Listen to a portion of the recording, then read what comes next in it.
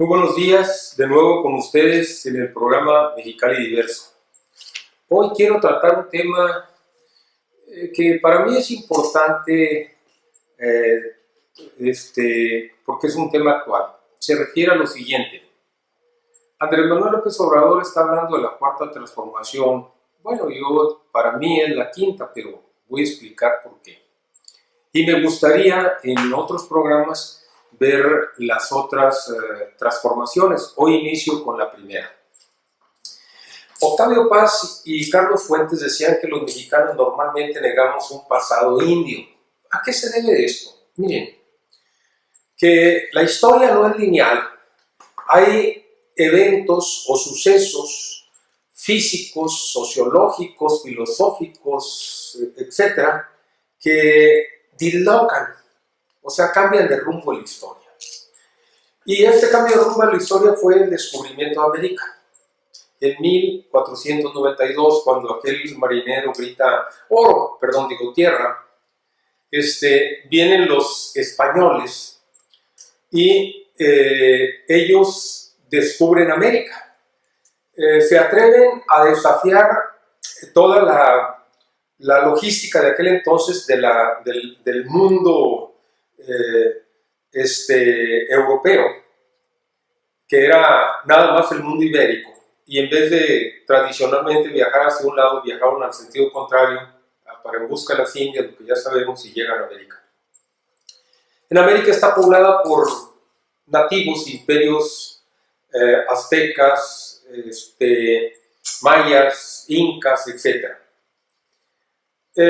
Pero con el descubrimiento viene la conquista, y aquí viene una primera transformación, porque los conquistadores pues no eran personas que atendieran primero los protocolos fueron muy bien recibidos por nosotros, pero resulta que a las respuestas diplomáticas nos respondieron a cañonazos, y entonces sometieron al país, al continente, perdón. De repente los indios se enteraron que estas tierras ya no eran de ellas.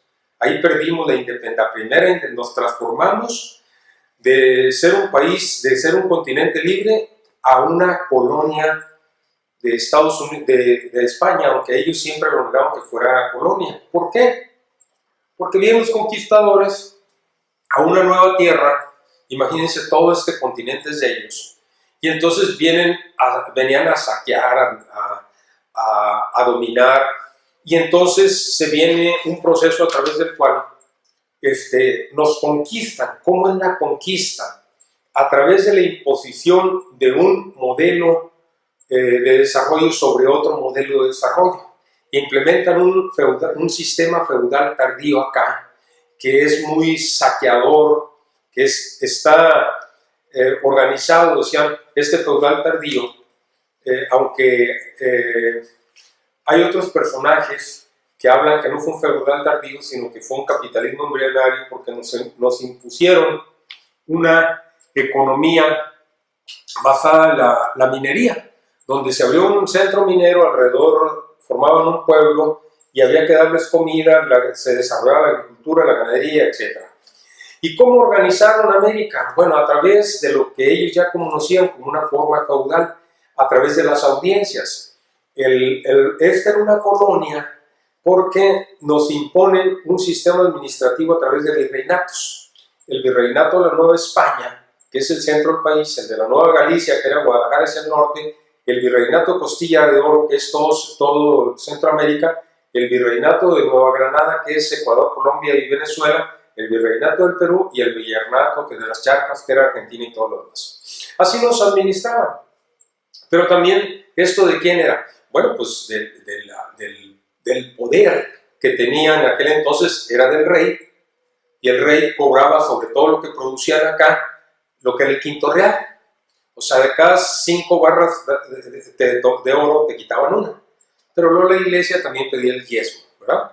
Entonces, así los dominaron, y era un imperio muy rico. La mitad de la plata del mundo que circulaba era de América, y entonces nos impusieron también, desconocieron nuestra cultura, nos impusieron un idioma, nos impusieron una religión, una forma de ver el arte, etcétera. Todo lo demás, o sea, fue unas relaciones de dominación y de explotación y de saqueo y depredación de nuestros continentes. Bueno, pero ¿y qué pasó allá? Bueno, decíamos, regreso otra vez a lo que es el descubrimiento de América. El descubrimiento de América tuvo mucho impacto también en el mundo, porque esto dislocó al mundo. Existía lo que nosotros conocemos como mentiras oficiales. ¿Cuáles son las mentiras oficiales? La Tierra gira alrededor de Dios, del Sol, perdón. Ahí se pierde el geocentrismo, pasamos de inmediato a un universalismo. Esta era una mentira.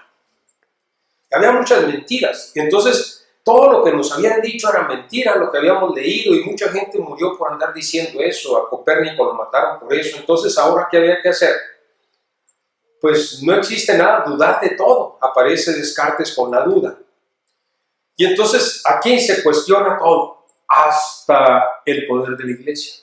Y entonces aparecen un montonal de protestantes ahí, entre ellos Lutero. A ver, ¿yo puedo dirigirme directamente con Dios? Sí. Entonces, ¿para qué necesito la iglesia y toda la estructura de la iglesia? Pone en crisis todo el sistema de la iglesia. Y entonces aparecen otros, no, es que nada más hay que depurar la Biblia y quitar las alcabalas, quitar todo lo que son la corrupción de la iglesia. Y se vienen las guerras religiosas. Y todas estas guerras religiosas iban a exterminar a Europa, pero aparece un filósofo que es Juan Bodino y crea un concepto que se llama la tolerancia. Bueno, usted puede ser católico, protestante, panista, priista, moreno, etc. ¿Podemos vivir juntos? Sí, bueno, ya estamos aquí. Y entonces ahí medio baja esto. Pero seguía otra mentira verdadera, que era el poder divino de los reyes. Y entonces aquí se viene contra las monarquías. Y entonces en toda Europa empiezan a cuestionar todo y a hacer todo, y viene la desobediencia civil, y así nace el Renacimiento, el Romanticismo, la Ilustración. Todo el mundo ya no tiene límites, no hay cadenas, hay una desobediencia mundial. Y entonces no queremos las monarquías, estamos enfadados de los Luises, los Carlos, Fernando, todos. Sí, pero ¿qué queremos? ¿Cómo nos gobernamos? Entonces aparece por ahí un señor que dice, bueno, hay que regresar a la república, lo que planteaba Platón. No, la república nunca existió, pero era un estado ideal de cómo deberíamos de gobernarnos, donde gobernaran los más sabios.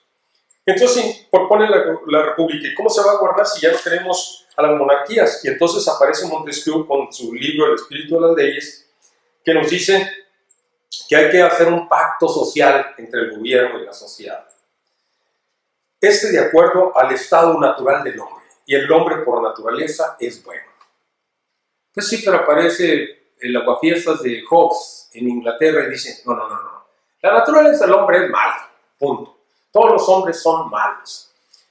Y entonces empieza toda la discusión en la filosofía, la teología. Incluso dicen, a ver, si nosotros somos hijos de Dios y nos hizo a imagen y semejanza, y sus hijos fueron Adán y Eva, y nosotros somos descendientes de ellos, tuvieron 2 hijos, Caín mató a Abel no tuvo hijos, entonces somos hijos de un criminal que es Caín. Todos somos descendientes de Caín, de un asesino, somos malos. No, espérate, pero Dios nos dio una segunda oportunidad con el diluvio. Bueno, y entonces el hombre es bueno, el mal, y hasta que aparece Kant, que va a poner a todos en su lugar, porque Kant para mí es el filósofo más grande.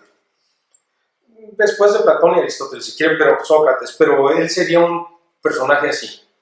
Los pone en su lugar, dice, miren, tú dices que el hombre es bueno, este es malo, el hombre es bueno y malo, esa es la naturaleza del hombre, punto. Sobre eso nos vamos. Y entonces sobre eso ya dice Montesquieu, bueno, en la república vamos a gobernar, ya no queremos un poder personal, entonces vamos a crear un gobierno con división de poderes, que un poder haga las leyes, otro las ejecute y otro las juzgue. Y entonces, bueno, y mientras ellos están discutiendo de cómo vamos a hacer el gobierno, de cuál es la naturaleza de la sociedad, etc., resulta que la primer colonia del mundo, que eran las norteamericanas, se libera, se independiza, porque los americanos forman las 13 colonias, pero eran europeos, que no cabían en Europa ya, que venían unos buscando libertad religiosa, económica, política, etc. Por eso muchas de las colonias de los estados de Estados Unidos, unos eran católicos, otros eran metodistas, otros eran protestantes, etc. Pero todos tomaban té, no café. Y como que había una colonia sueca, francesa, alemana, polaca, irlandesa, etc. Y el que gobernaba eran los ingleses, ¿no? Pues ahí eran los que nos cobraban los impuestos. Entonces les cobran un impuesto al té y se viene la guerra del té y fue el pretexto para la independencia. Pero a un lado de ellos estaba ya la Luisiana, que era de los franceses, y los franceses estuvieron apoyando. ¿Qué hubieran hecho los norteamericanos y los franceses? Ellos apoyaron la independencia y se independizan, pero eran lectores de libros europeos. Allá todo el mundo sabía leer y escribir, y hacían asambleas, y entonces crean otro sistema alternativo, el primer sistema alternativo diferente a la monarquía, que es el presidencialismo. Ellos lo inventaron, y se instaura la república y la democracia allá. Fue de tanto impacto que los europeos mandaron a un francés a que les explicara por qué se pudo dar el presidencialismo, y mandan a Alex de Tocqueville, que él va a escribir un libro importantísimo que se llama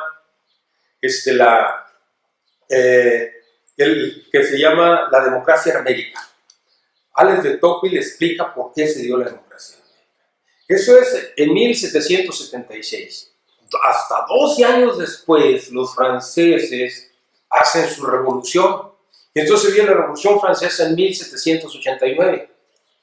Y entonces ahí empieza también una discusión sobre cómo sustituir a esto, y Robespierre afortunadamente se da cuenta que para crear una república que hay que matar al rey, porque ya había pasado en Inglaterra son malos para hacer las revoluciones. Intentaron hacer una revolución antes con Cromwell, pero Cromwell toma el poder, pero deja libre al rey, y el rey viene y lo recupera.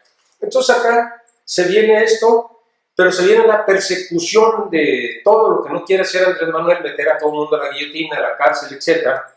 Y curiosamente el que crea la guillotina es Guillot, y él muere en la guillotina, y la revolución se tragó sus hombres, entran en una conspiración de todos contra todos, Danton, Robespierre, etc. Y entonces, pero eso amenazaba contra las monarquías de Europa, y todos eran primos, porque había castas que parían primos, que parían reyes, y estos estamos hablando de los Lombardo, y los exportaban a los estados. Y entonces, como todos se vieron amenazados, armaron a Napoleón para que detuviera estas revoluciones y él tome el poder. Entonces, al tomar el poder, él va a instaurar otra vez la monarquía y a ampliar su imperio. Le toca pasar por España. En España hay un pleito entre Fernando VII, que ya quiere tomar el poder, y Carlos IV, que no quiere irse, y entonces entra Napoleón, toma el poder, lo hacen. Este va a ser el famoso pacto, el motín de Aranjuez, en donde Carlos III abdica en favor de Fernando VII, y Fernando VII abdica en favor de José Bonaparte. Entonces España está tomada, la usurparon los Napoleones, son los jefes de allá. Y entonces, ¿qué pasa en México? Nosotros vivíamos tranquilo en América, con un imperio de dominación, de explotación, etc., pero los españoles tenían el control. Pero luego, cuando se dan cuenta que ya les toman el poder, que el rey no era de ellos, entonces en 1808 llegan las noticias, y está Primo de Verdad y Ramos acá en la Ciudad de México, y entonces deciden conspirar para independizarse, porque no querían estarle enviando todas estas riquezas a un gobierno usurpador. Y entonces pensaron en que convenía la independencia. Pero los descubren, y el mismo ejército de la realeza los apresa y los mata. Pasado el tiempo, entonces se habló de otra conspiración, la segunda conspiración exitosa, que va a ser la de Miguel Hidalgo. Miguel Hidalgo y otros criollos, no fueron los indios, fueron los criollos, los hijos de los españoles nacidos acá, que veían más redituable que la economía creciera si ellos se independizaran, para no estar apoyando un invasor, un impostor, como era Bonaparte, que no era español.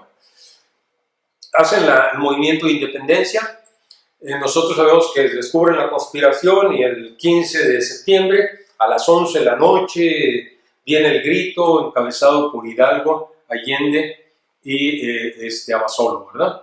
Y ahí se crea el ejército insurgente en ese pueblo, entonces nace el insurgente y los realistas y entran en conflicto. Al tiempo,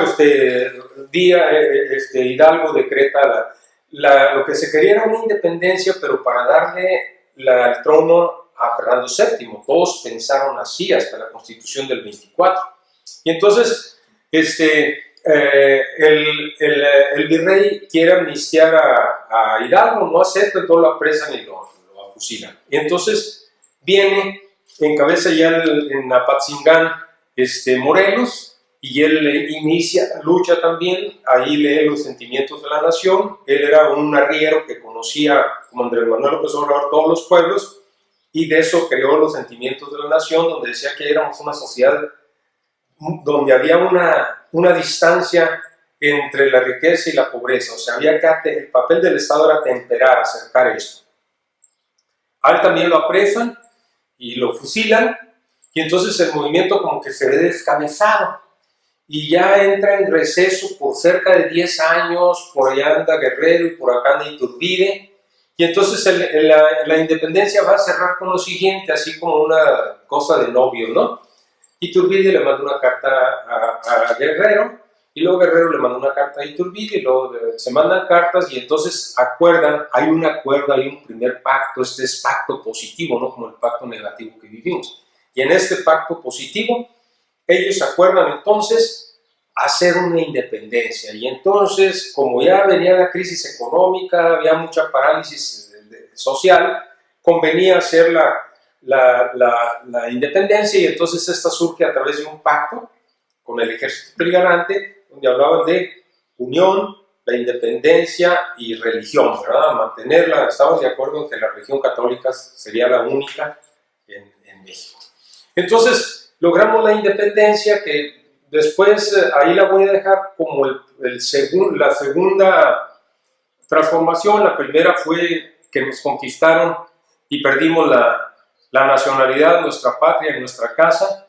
La independencia logramos recuperar nuestra casa, o sea, logramos recuperar nuestra patria.